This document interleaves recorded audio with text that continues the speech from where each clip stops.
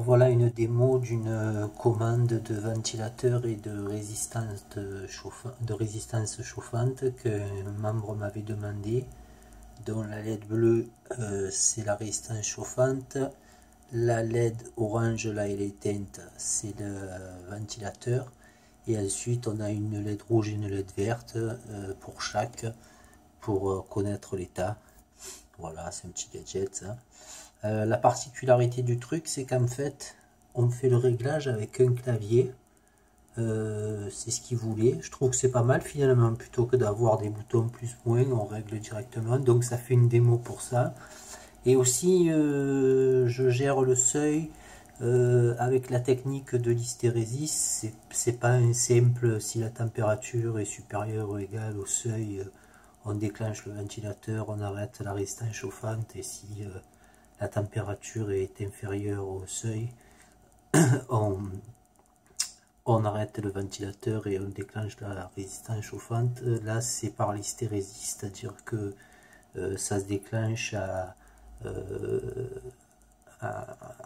petit peu en dessous du seuil par exemple, et ça se désactive un petit peu en dessus. Voilà. Ça permet toujours pareil que si la température courante tourne autour du seuil, ça permet de ne pas se déclencher et s'arrêter sans arrêt. Voilà, donc je vais faire une petite démo comme ça vite fait. Donc la touche A c'est pour entrer dans le menu. Voilà, on va mettre, mettons, voilà, mettons le 33,8. Voilà, je valide avec gaz. Voilà, le seuil est à 33,8.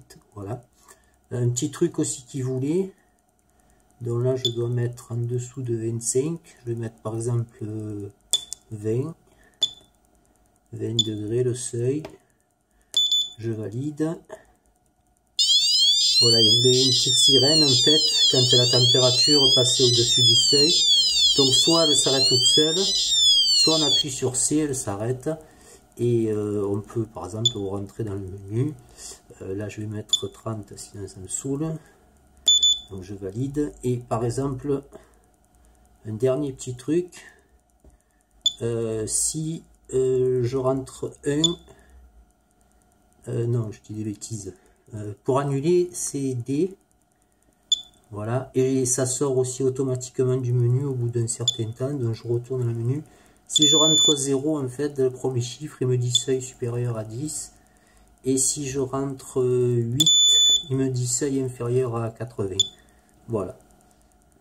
Donc là, j'annule avec D. Et voilà. Bon, c'est un DHT22, c'est pour ça que le seuil d'humidité est un peu fou, je trouve. Voilà.